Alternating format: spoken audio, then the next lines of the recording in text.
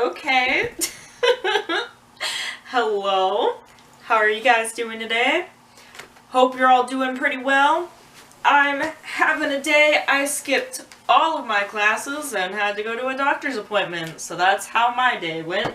I did make my bed today though, which is like really nice because I never make my bed. Impressive. I have been trying to film this video for 20 minutes and I keep getting phone calls and keep having to restart.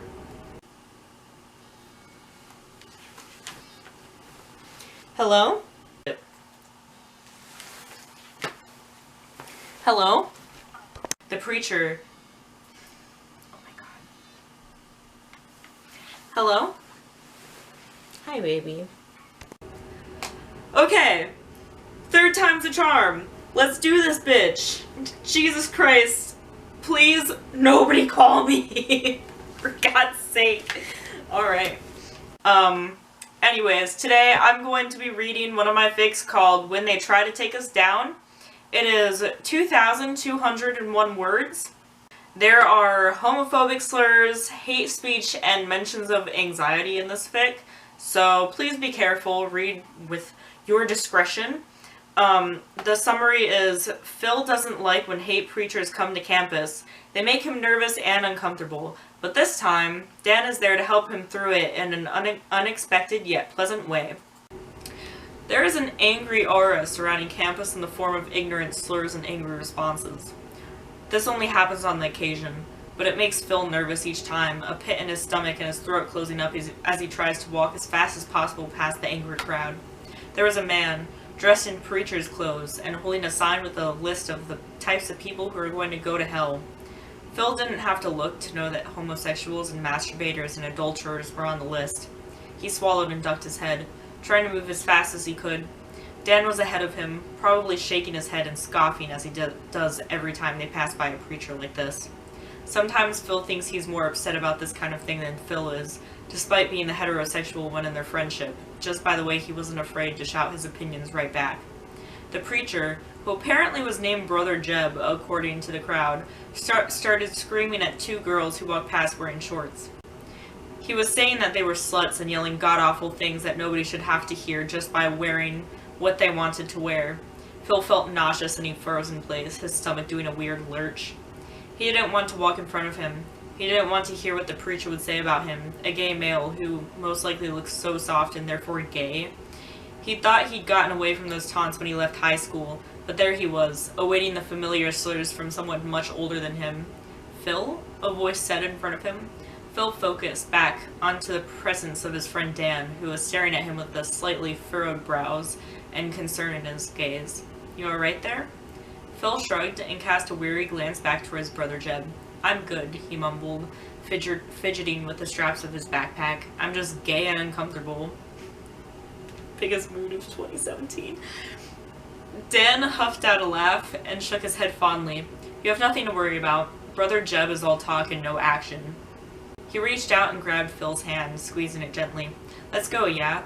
We're not going to accomplish anything today if we can't even get past an ignorant douchebag. His hand then shifted from Phil's hand into his wrist instead, so he'd start pulling him along, tugging him away from the spot he was glued to, and into direct sight of Brother Jeb. Phil could tell the exact moment that Brother Jeb saw him. Their eyes met, and Brother Jeb's own darkened, and Phil could feel the familiar anxiety bubbling in his chest. Oh no, he whispered, to which Dan tightened his hand around his wrist and tugged that little bit harder. Just like that, all hell broke loose. Homos like you two deserve to be tortured by Satan for eternity, Brother Jeb yelled at him, his face turning red as he tried to raise his voice enough for them to both hear. He continued to yell awful things at them until Dan was letting out an annoyed sigh and stopping. What are you doing? Phil begged. Let's leave, please. Now wait a minute, Dan started, turning to Brother Jeb with a glint in his eye. Phil didn't know what he was planning to do, and he was slightly fearful. He just wanted to get out of there. He didn't want to be in the general vicinity for very much longer. If you send all the gays to hell, wouldn't that just make us all have gay, filthy sex everywhere? If that's the case, I can't say I'd have any opposition to it. Dan! Phil gasped, horrified. He could hardly believe that Dan had said something like that. Wasn't he straight? Why would he want to have anything to do with gay sex in the first place? And why were they still standing there? Brother Jeb just ignored what Dan had said, his face turning red and spittle flying every which way as he spat more hatred towards them. Except this time, instead of being focused on Dan, the words were focused at Phil. He was staring Phil right in the eyes, a tantalizing smirk on his face, as he realized just how he was affecting Phil. Repent and give up your lusting of men, and the Lord will love you again. If you continue your disgusting ways, the world will strike you down, and you will burn for all of eternity. Phil tried to shove Dan so they could be on their way. He was shaking so hard that he was surprised his legs hadn't given up from under him. He'd never been good at confrontation, especially with people yelling homophobic slurs right after him. It brought back unwanted memories, ones that he had no desire to relive.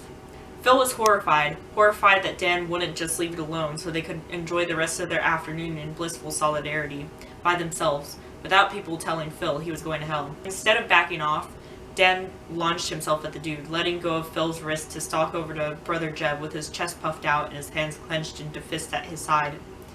"You leave my boyfriend out of this," Dan screamed, leaving Phil to recoil in shock. Boyfriend? Did he just say boyfriend? Last Phil knew, Dan was straight. They'd never spoken about being in a relationship before, and they most definitely had never kissed or had sex or anything of the sort that people who were dating usually did. Besides, Dan was straight, heterosexual, he liked girls, not boys, not Phil. He snapped himself out of his inner monologue in time to see Dan raising his fist, supposedly to punch Brother Jeb right in the face. Phil gasped and launched himself right into the ring of people, who had mostly quieted down in order to hear what Dan was saying. Dan, no, stop," Phil urged, putting a hand on his shoulder and pulling him backwards. Dan's fists were still clenched, but he lowered them when Phil turned to face himself. His eyes softened when he saw Phil's face, his hand raising so he could softly press a finger into Phil's cheek. It was a bit strange, but Phil understood that Dan was trying to ground himself, to calm himself down enough that he didn't do something he regretted later, and Phil was his ground. Then, with Brother Jeb yelling bullshit in the background, Dan seemed to get an idea. Phil saw it the moment it happened, as it seemed he did every time Dan decided to do something.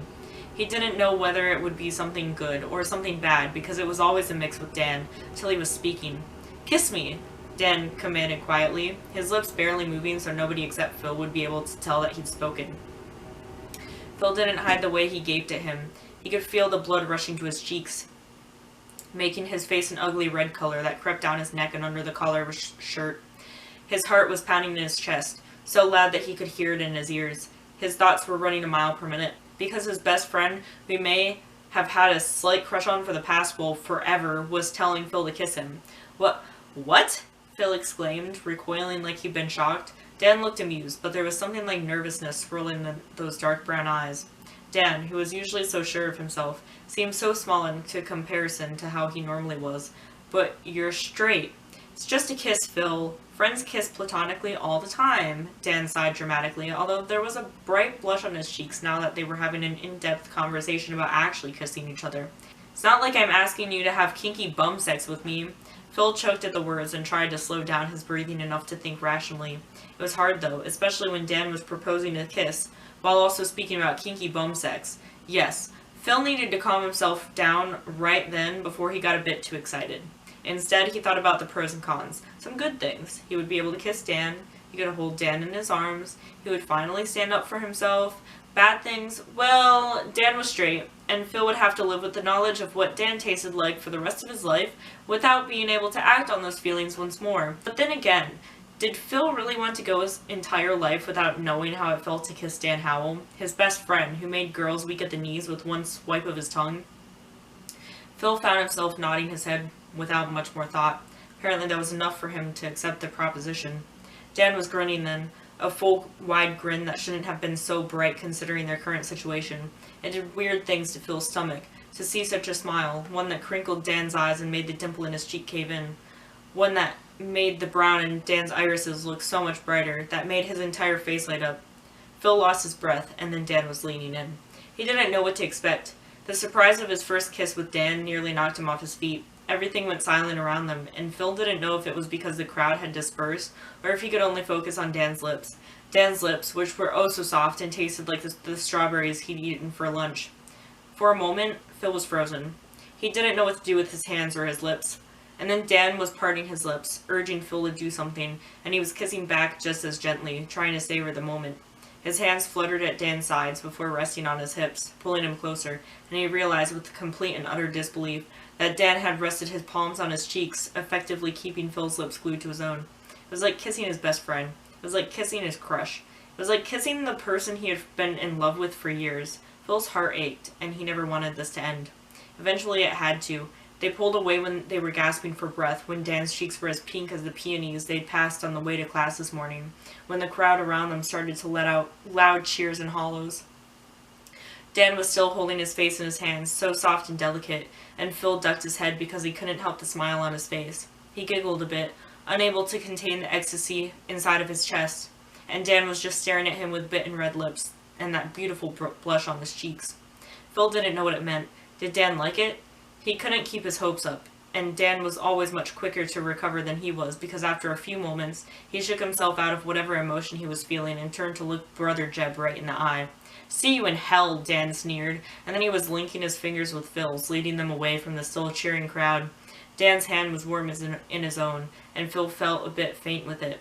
He didn't have to do that, Phil breathed, once they were away from the crowd, knowing that this fantasy had to end sooner or later.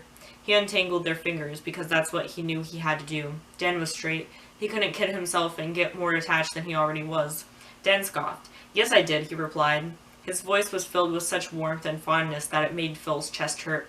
Very slowly and very gently, Phil felt Dan take his hand again, sliding their fingers together like he didn't quite know if this was okay or not, like he was asking for permission. "And I'd do it again and again if you'd let me." Phil grinned, and his stomach exploded with those stupid butterflies that were in every teenage romance novel.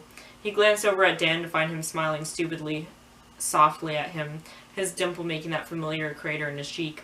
With just that look, Phil knew that Dan wasn't talking about how he would defend him again. He squeezed Dan's hand in reassurance, loving how well their fingers fit together. "I would like that," Phil told him. The end! I hope you guys liked that one. It was one of the shorter ones that I've done. If you have an idea for what fic that you want me to read next, then please tell me. I was originally going to read oh my gosh. I almost started listing off Eliza Jane's fic as my own fic, but that is not my fic. I almost read How to Flirt Embarrassed Boy Edition because I really wanted to, but then I ended up getting a phone call and couldn't do that one, and I had to leave. So now I just did this one instead because it was a little bit shorter. I hope you guys enjoyed it anyways. Give this a thumbs up if you liked it. Let me know what fic you would like me to read next in the comments, and I will see you again soon.